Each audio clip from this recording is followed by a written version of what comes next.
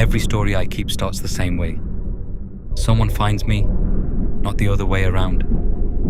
And they always say the same 3 words before anything else. You won't believe. This one came from a man who was 11 years old when it happened, in a small town in the Netherlands, in a house that looked like nothing at all. Ordinary brick, ordinary street. That's usually where the worst ones live. He asked me not to use his real name, so I'll call him Lucas. That's not what matters here anyway. What matters is the house. The house had just been done up when his family moved in. Older place, terraced. The people before them had gutted it. New kitchen, new wiring. The old loft cleared out and turned into a proper bedroom with a skylight and fresh plasterboard walls. The estate agent called it a shell of character with the bones of a new build. Lucas's mother laughed at that line. She wouldn't laugh at it later. Behind the house was a garden nobody had touched. Overgrown, a little wild, with a willow at the far end that had been standing there longer than anyone in the family had been alive. Its roots hadn't seen a shovel in 50 years. Lucas was 5 when they moved in. His sister Fenna, barely 2. For a year and a half, nothing happened. Nothing at all. I want you to hold on to that. A year and a half of absolutely nothing. Then Lucas turned 7, and the dream started. Someone standing outside his bedroom door. Not doing anything. Just standing there. Patient. The way you'd wait for a bus that was never going to be late. His mother told him he had an overactive imagination. Mothers say that. It's usually true. This time, it wasn't. The washing machine on the landing outside his room began opening on its own in the night. The clothes weren't just fallen out. They were dragged out. Scattered. Like something had gone through them looking for one particular thing. Then the footsteps started. Soft at first. A child's footsteps. Quick and light, crossing the attic floor after midnight. Every single time his mother climbed those stairs to check on him, Lucas was asleep. Breathing slow. Undisturbed. One night, she found him standing in front of the television downstairs, staring into the static, not blinking. He didn't answer to his own name. She had to touch him before he came back to himself. In the morning, he remembered none of it. His father didn't believe in any of it. Practical man, the kind who fixes things with a screwdriver instead of a prayer. He called it sleepwalking and left it there. Right up until the night the footsteps came down those stairs at a dead run, and his own bedroom door began slamming open and shut with no window cracked, nothing to explain it at all. Both parents ran for the children that night. All 4 of them sat together and watched that door swing and crack against its frame for the better part of an hour. Lucas's father never talked about it again, but he never forgot it either. A friend of the family knew people who dealt with this sort of thing. 2 women came with a small brass instrument that trembled when they held it near the attic stairs. They said there was something old there, something that had been waiting a long time. They did what they came to do, and the house went quiet. 4 years of quiet. Long enough for a family to convince themselves it was over. Lucas was 11 the second time it started, and this time, it didn't begin with fear at all. It began with a boy standing by the willow. He was there most afternoons that spring.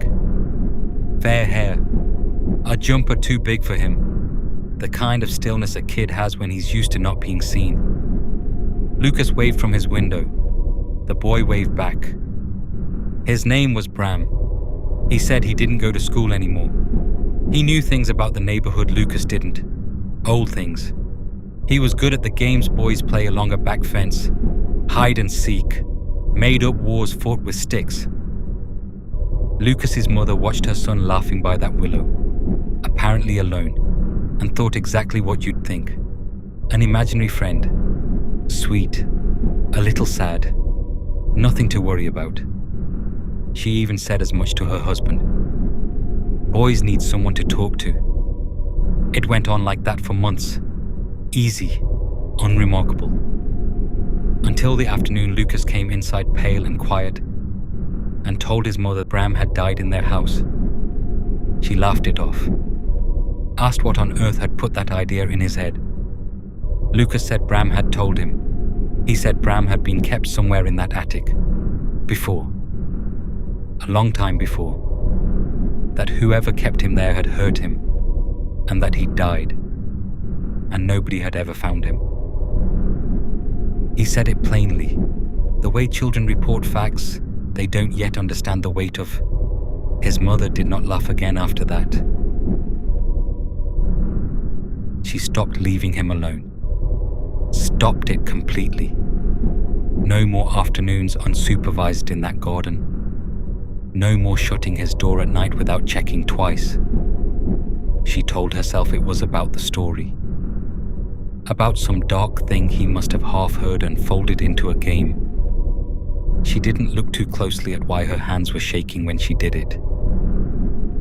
Whatever the reason, something did not like it.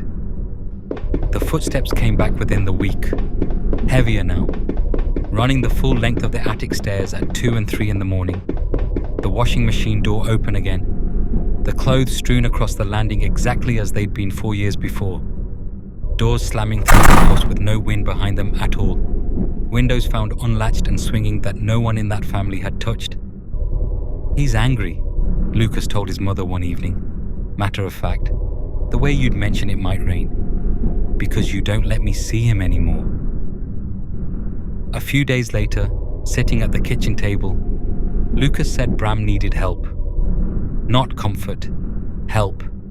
He said Bram wanted to be found. Actually found. Not just remembered by the one boy who could see him. He said Bram always stood in the same spot when he wanted to show him something important. By the willow. At the far end of the garden.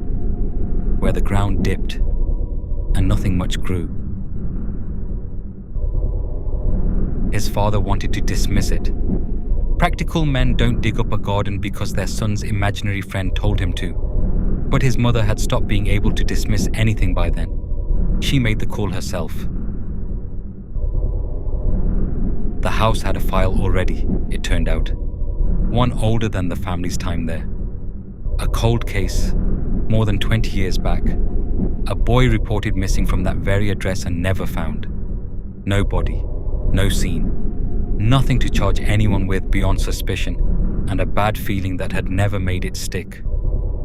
Nobody had ever had reason to dig. The garden, unlike the house itself, had never been touched by any of the renovation that came after. It was enough now. A child's insistence. A family's strange and half-acknowledged history in that same house. Enough to justify one afternoon with a small excavation team and a dog trained for exactly this kind of work. They dug at the base of the willow. They found him within the hour. It took 11 more days for the lab to put a name to what everyone by then already suspected. Bram Wouters. 9 years old when he disappeared. 22 years before Lucas was ever born. Reported missing from that same terraced house. Decades before anyone thought to rip out its kitchen or convert its loft. The man who lived there at the time was old now, living 2 towns over, entirely unbothered by a case everyone assumed had died with the trail. He was arrested within the week. What came up from beneath that willow, the willow he himself had once mowed around, was the first real evidence that case had ever had. And after 22 years, it was enough. The footsteps didn't come back after that. Neither did the boy by the willow. Lucas looked for him for a while, out of habit more than anything. But the garden stayed a garden. Ordinary, sun-warmed, a little overgrown near the fence where the willow has been left alone, carefully ever since. Lucas was 29 the first time he told this story, outside his own family, still half expecting to be laughed at. Nobody laughed. He called his mother afterward, just to check she didn't mind. She was quiet for a moment. Then she said the thing she always said, the thing that hadn't changed in 20 years. "I know what I heard on those stairs," she told him. "I've stopped needing anyone to believe me." Neither have I. That's why I keep these. Not to convince you, just to make sure they're not forgotten. If you have one of your own, I'm listening. I always am.